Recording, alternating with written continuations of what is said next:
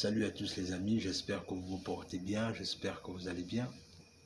Alors, moi c'est Warren et si vous êtes sur Guerrier Mental et Warren et Asiana, si vous êtes nouveau sur la chaîne, vous vous abonnez et vous partagez la vidéo autour de vous. Partagez parce que j'ai regardé les analytiques, je réalise que les gens regardent des vidéos mais ils ne partagent pas assez. Donc, quand tu arrives, tu regardes la vidéo, tu laisses un like, tu laisses un commentaire et tu partages autour de toi. Ça permet de faire grandir la communauté. Alors, ceci étant dit, aujourd'hui, en fait, ce qui s'est passé, c'est que je roulais dans mon quartier ici et j'ai constaté quelque chose. Ça fait un moment déjà que je vois ça, mais c'est quand même aujourd'hui que j'ai pris le temps de m'appesantir sur la question, en fait. C'est-à-dire, dans mon quartier à la base, c'est un quartier assez, on va dire quoi, c'est un quartier, c'est un bon quartier dans l'ensemble, on va dire ça comme ça. Et le truc, c'est que ce que moi j'ai constaté dans le quartier, c'est que il y a une famille qui est dans le quartier, en fait. On n'est pas vraiment voisins, mais ils sont un peu ils sont un peu éloignés de nous, mais quand je passe, quand je vais dehors, bien évidemment, je ne peux pas éviter de passer par là. Ce qui s'est passé, en fait, c'est quoi? C'est-à-dire que dans cette famille, c'est une famille de Noirs américains. Et le constat que je fais, c'est que non seulement c'est des Noirs américains, mais là-bas, je ne vois, en fait, je n'ai pratiquement jamais vu les parents de la maison, en fait. C'est-à-dire, à chaque fois que je vois, je passe devant la maison, je ne vois que les enfants. Et ça, je vois les enfants très tôt le matin, comme tard dans la soirée. Les enfants sont toujours dehors, les enfants sont toujours dehors. Et je me pose la question de savoir, mais au final, où sont les parents de ces enfants-là? Comment se fait-il que les enfants sont sous surveillance? En fait, les enfants n'ont aucune surveillance. Les enfants, je répète, les enfants n'ont aucune surveillance. Les enfants sont dehors à longueur de journée, en fait. Et même là, tout à l'heure, là, parce que là, je suis passé encore là-bas, j'ai encore vu les enfants là. Ils étaient là. Ils jouent. En fait, je ne sais même pas si les enfants l'ont déjà mangé ou bien s'ils ont déjà même pris, ils se sont déjà lavés. Je ne sais pas, je ne sais pas.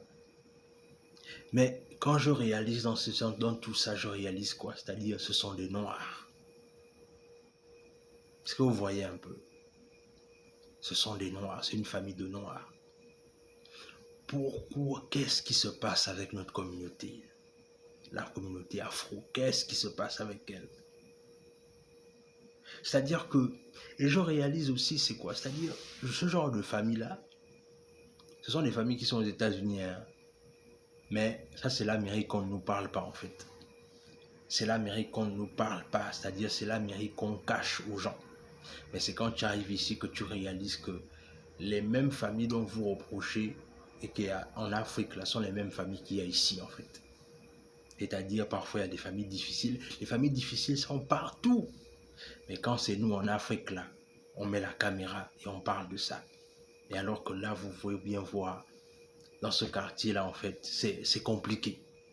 C'est vraiment compliqué pour la famille, là. Mais ce que j'ai envie de dire, c'est que pourquoi c'est seulement les Noirs? Qu'est-ce qu'on a fait? C'est-à-dire, là encore, est-ce qu'on va parler du fait que les Africains, les Noirs sont maudits? Mais en fait, là maintenant, je réalise que, en fait, là, ça dépend maintenant on va dire ça comment, d'une prise de conscience personnelle. La réalité, c'est que les parents qui appartiennent à ces enfants-là sont juste des irresponsables. C'est juste des irresponsables. Ni plus ni moins. Mais ces irresponsables-là, malheureusement, font partie de notre communauté. La réalité, c'est que ces gens-là font partie de notre communauté. Et à la fin de la journée, peu importe ce que les gens vont essayer de faire, peu importe ce que les efforts que les gens vont finir de faire, mais à la fin de la journée, on a on va dire ça comment, on a une appréhension de toi en fonction des gens qui sont autour de toi ou les gens qui ont la même couleur de ta peau, malheureusement. Et quand je vois ça, je me rappelle combien de fois la route est encore longue pour le peuple noir. la route est encore longue. Il y a beaucoup de choses qu'on n'a pas encore compris ou qu'on refuse peut-être de comprendre. Mais c'est compliqué, je vous assure. C'est vraiment compliqué. En même temps, oui, le système n'est pas favorable pour le noir. Mais en même temps aussi, est-ce que quelque part, le noir aussi n'est pas responsable de ce qui lui arrive? Est-ce que quelque part, le noir lui aussi n'est pas responsable de son malheur? Parce que quand on voit la manière dont certaines personnes se comportent, tu te poses la question de savoir, est-ce que lui-là, il veut vraiment sortir de sa situation? Est-ce que lui-là, il veut vraiment sortir de sa précarité, en fait?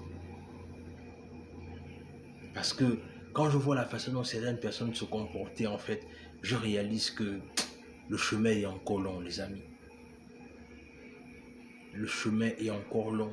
Et ce chemin-là sera davantage long quand, si et seulement si, on ne va pas comprendre la nécessité pour nous de changer d'abord ce qu'on a ici. Et d'arrêter de juste faire les enfants parce qu'on doit faire les enfants. Faisons les enfants avec la capacité, avec l'honnêteté de reconnaître, est-ce que je pourrais m'occuper de l'enfant en fait?